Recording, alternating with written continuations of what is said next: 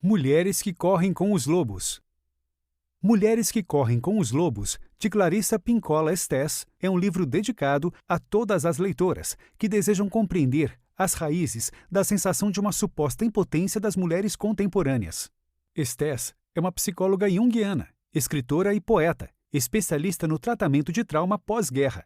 A presente obra tornou-a internacionalmente conhecida, uma vez que trata do arquétipo feminino a partir de histórias, contos e mitos ancestrais. Neste microbook, você vai aprender sobre como os instintos femininos foram sendo domesticados com o passar do tempo, em processos que puniam todas as mulheres que se rebelavam. Não perca! Ouça agora em 12 minutos. O fascínio por lobos. A nossa autora, que além de psicanalista, tem ascendência mexicana, sempre nutriu um especial fascínio pelos lobos. Como guardiã dos costumes ancestrais, ela relata que muitos elementos presentes nas suas histórias se basearam em crenças familiares. Com efeito, este livro foi inspirado fortemente em seu estudo sobre os animais selvagens, principalmente os lobos Canis rufus e Canis lupus.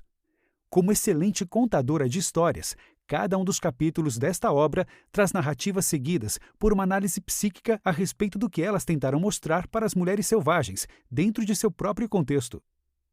O Uivo, a ressurreição da mulher selvagem.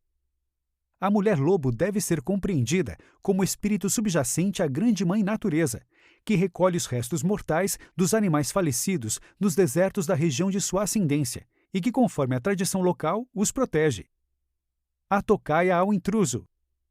A seguir, Estés aborda o Barba Azul, fazendo uma reflexão profunda sobre as irmãs mais novas, que, de modo geral, tendem a ser protegidas pelas pessoas mais velhas, uma vez que são consideradas muito ingênuas para lidar com situações e desafios do mundo.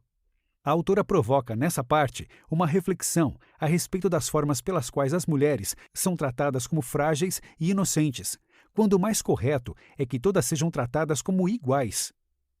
Farejando os fatos. Neste capítulo, Estés traz aos leitores a história de uma boneca chamada Vasalisa, a Sabida. Além de tratar de 9 interessantes pontos relacionados à narrativa, ela conta uma história parecida à da mundialmente conhecida Gata Borralheira. No conto, após a morte de sua mãe, seu pai contrai matrimônio com uma mulher que já tem 2 filhas. Estas, como era de se esperar, tratam a menina muito mal, deixando-a encarregada de todos os afazeres do lar. O modo como Vasalisa é descrita promove uma clara relação com o 8º capítulo da obra, esclarecendo aos leitores como se deu a perda brutal nos atuais contos de fadas. O parceiro e a união com o outro. O arquétipo do menino é apresentado por meio da figura de Manauí, o homem selvagem. Trata-se de uma conhecida história, oriunda da Polinésia, acerca do sagrado masculino e necessidade da busca, de certo modo, espiritual pela mulher selvagem. Agora que chegamos à metade da leitura, está na hora de adentrarmos um pouco mais nas concepções da autora acerca do arquétipo feminino, por meio de conceitos e histórias como a caçada, a sensação de pertencimento, a ideia de self e tantos outros. A caçada, quando o coração é um lobo solitário. Aqui a autora apresenta a história triste da chamada mulher esqueleto, que era uma jovem desobediente às ordens paternas, tendo um dia se apaixonado e decidido se casar com uma pessoa que o pai desaprovava. A despeito de várias reviravoltas, ela termina sendo atirada ao fundo do mar, permanecendo lá com seus cabelos esvoaçantes. Porém, um certo dia, um pescador bastante solitário traz esse esqueleto à tona após lançar uma de suas redes. O pescador se compadece ao saber que o esqueleto pertencia a uma mulher e o leva para casa. Uma vez em sua residência, um acontecimento mágico o envolveu, pois a mulher readquiria sua condição humana e passou a viver com ele. A procura da nossa turma, a sensação da integração. A história apresentada no 6º capítulo é bastante similar à do Patinho Feio. A autora oferece uma interpretação de grande interesse, sobretudo às mulheres que sentem que não se encaixam ou pertencem a lugar algum, parecendo sempre desconfortáveis e deslocadas. Os paralelos continuam até chegar aos diferentes tipos de mães, focando em confortar todas as pessoas que, por um motivo ou outro, se sentem perdidas em suas vidas.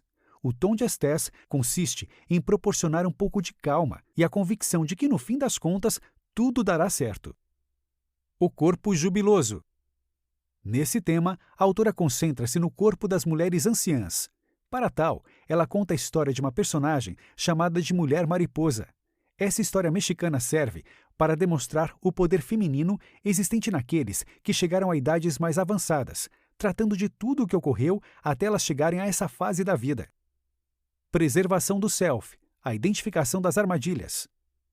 O conceito de preservação do self, isto é, de si mesma, como detentora de direitos e significados próprios que prescindem de qualificações ou atributos externos, é trazido aos leitores por meio da mulher braba.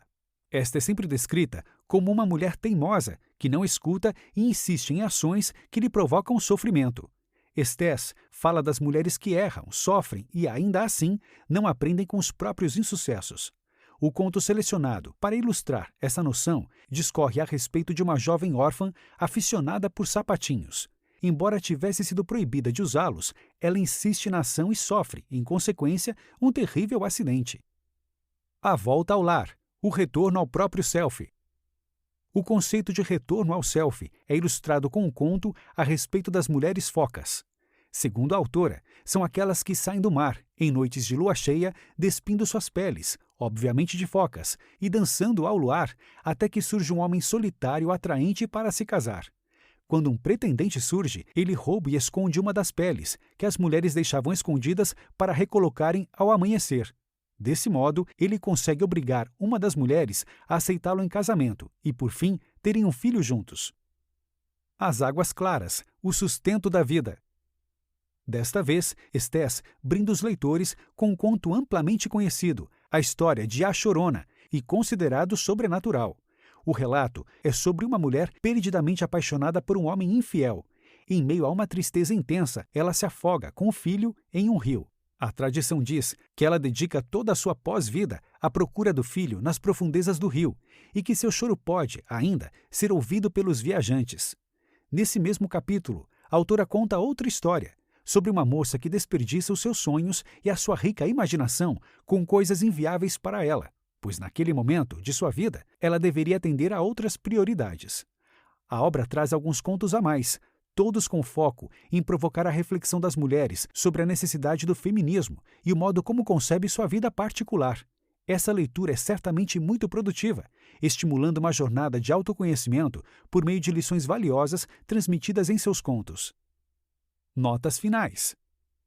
Cumpre ressaltar, por fim, a ênfase dada por Estés ao fato de que todas as mulheres anseiam decisivamente por aquilo que é selvagem.